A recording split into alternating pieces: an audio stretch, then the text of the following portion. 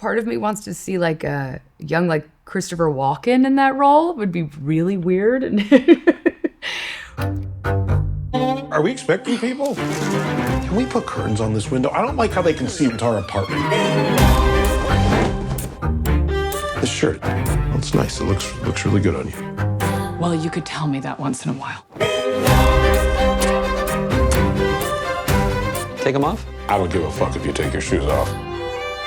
Before filming began, you did this workshop with the writers and the actors. Yeah. Is there a particular thing that came up during that workshop that you're particularly proud of? I think the most valuable thing about the workshop process was that we were forced to really go through each beat of the script and justify every question, every plot point, but really every instinct that, you know, we wanted to feel personally invested in, and we wanted the script to feel very specific to this cast. So we worked through the script and then would say, is this the most honest way to ask this question? Is this exactly how we would feel in this moment? I think when you're working on an adaptation, you have this responsibility to honor the framework of the original and honor the core question of the original, which in this case I think was, can relationships last? Can intimacy last? Can desire, well, you know, really is this possible? I think beyond that, also have a responsibility to make something unique, or else the audience feels like, well, I've seen a great version of this movie. Why do I have to watch something else? And so I think each adaptation, including the Swiss German version, is very, very different. And I think that's what's so cool. It's like the South Korean version is very different from the French version. And so here we were making the English language version, and I wanted it to be something that felt singular while honoring the original. So the workshopping was all about finding our way into Rashida Jones and Will McCormick's English language script, almost creating the cast's adaptation of their adaptation. So it was like, how can this become even more specific so that that feels like a film that can coexist with all these other amazing adaptations and still feel really necessary and unique. Did you also workshop the names of the characters, or were they always Angela, Joe, Pina, and Hawk? Angela and Joe were in the script when Rashida and Will wrote it. That was their creation. And they had set it in San Francisco. So we kept those things. And then really from there, it was figuring out, okay, what do these actors bring to it that changes that? So Pina and Hawk were Penelope and Edward's creations. Penelope, I think that character was named Kayla and was totally different. And Penelope became very inspired by Esther Perel, who was a consultant on the film, or she became a consultant on the film once we started asking her about kind of how to create Pina and how to responsibly ask these questions that the film was trying to ask, and to give real research to a lot of these concepts. So it wasn't just us flinging ideas around. They were really well considered and very intentional questions. Edward created Hawk. He based that character. The name is based on a friend of his who also had given himself that name. And then the character, I think, is an amalgamation of different people, but he brought all this dimension to it.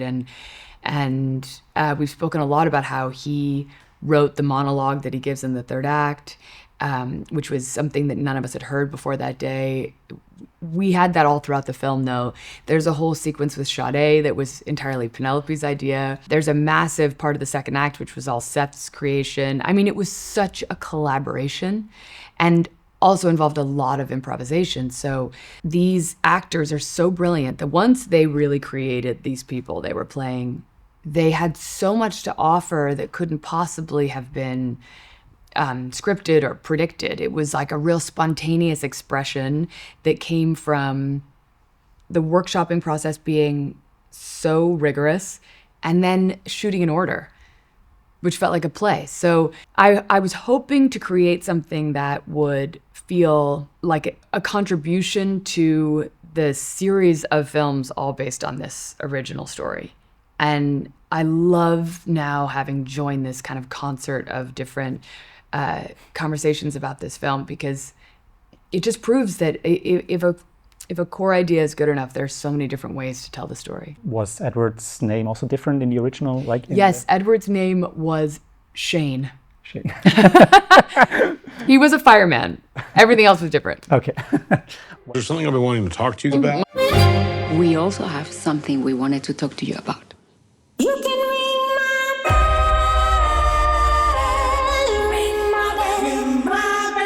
We feel a very strong connection with you guys. That is so nice. Thank you. Yeah, I'll say thank you, Joe. thank you. Very flattering. What I loved about this film is that you shot it on 35mm film. Yes. It looks beautiful, looks gorgeous. Thank you. Did that put an additional layer of, let's say, positive pressure on, Yes. on the actors? Because like film stock is finite, right? Exactly. Yes, it did. I believe that the finite nature of film stock actually raises the stakes in a really healthy way. Of course, it's how we used to always make everything.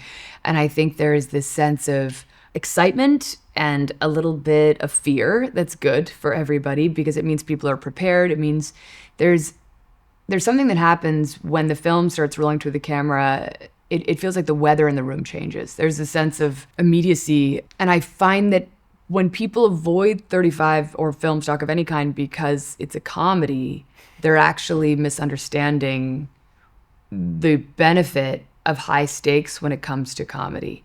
I think that when you see the best comedians improvising on stage, for instance, they're most brilliant because they feel the high stakes of the immediate relationship to the audience.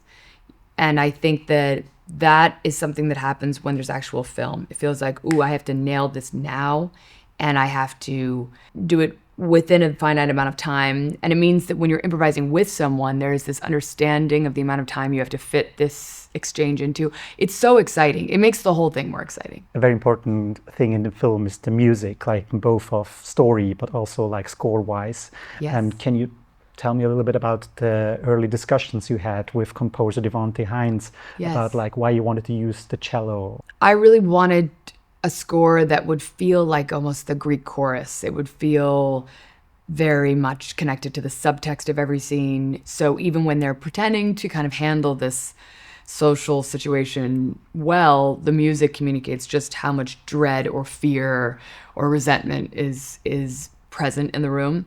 So I reached out to Dev Hines. I'm a huge fan of Blood Orange, but also knew that he was an incredible cellist and a cinephile. And so when we talked about it, I said, I want this to feel like the music is reflecting this. I mean, there was one point we almost used opera because we talked about how it felt like this dramatic opera happening on the interior, while on the outside they can be like smiling and talking about flan, but inside it's like the stakes are existentially threatening. So we came to the idea of using a single cello, and it's very bold, and it is something that is entirely Dev's creation, but I had so much fun exchanging ideas with him. And I mean, it was really exciting when it worked, because I think it was the kind of idea that you have, but when people first hear it, you know, in its early stages, they're like, wait a minute, is this too much? Is this the wrong genre? Is this going to work? And I had a really strong, instinct that it would work, and Dev did too. But I remember being at Sundance and hearing it with the crowd for the first time and feeling that the music was potentially working.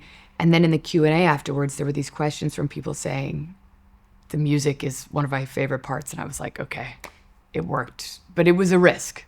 Yeah, I mean, it's anxiety-inducing. It's like churning your teeth, like just like the sound of it. It's yeah, great. Exactly. It was designed to make you feel like the bow of the cello is kind of playing your nerves, it's themselves, or at least the nerves of the characters, and then it transforms into something more emotional and subtle. But the movie in so many ways is about music. Joe is a musician. We really leaned into that in our version in terms of his history as a musician, the shame that comes from being a failed artist. And we had the addition of the Thelonious Monk song that both begins and ends the film. So we brought in a lot of different musical moments to help say what the characters weren't saying. It's like a little game we have. They're fucking with us. We really just wanted to see the apartment. Why do I feel like everyone knows something except for me? You mentioned that Dev is a cinephile, and you can also see with this film that you're one yourself. Like, I can clearly see the references to films like Mike Nichols or John Cassavetes. If you could recast this movie with actresses and actors from their era, who would you cast? Well, I know think it's perfect my as it role- is now. Oh, well, thank you. No, it would be much better with. Let's fantasy cast. Definitely Diane Keaton as Angela. I think that's one of the reasons the film is dedicated to Diane, is because I don't think that that kind of female character existed before she created Annie Hall. And I think that it would be really interesting to see how she would have interpreted that. I mean, wow, it is hard. It's like really easy to recast myself, but then it is hard to do. You know, I think Albert Brooks would have been great in that role. Or I always say it's a combination of Albert Brooks and like a version of Richard Dreyfuss. It's more like the 80s Richard Dreyfuss, What About Bob era, you know, that. So we're switching decades, but I think I would take a combination of those two. And then, wow, I mean, what Edward created with Hawke, it's so interesting. Yeah, who could? It's like part of me wants to see like a young like Christopher Walken in that role. It would be really weird and would be very different. But I don't know if he has what Edward has is this combination of dry humor and like real intelligence and real warmth. I'm not sure, that's a really hard one to recast. And then Penelope, I mean, who else could do that? It's like, I mean, she is a combination of like a Monica Bellucci and a Sophia Loren and she's also got a almost like a Jenna Rollins like presence. And I think, she's also she is Lucille Ball. She's a comedian. So I think that it would be a big cast because it would have to be combinations of many, many people. Just to be clear, you, her, and me. Yes. Me too. Yes, also you.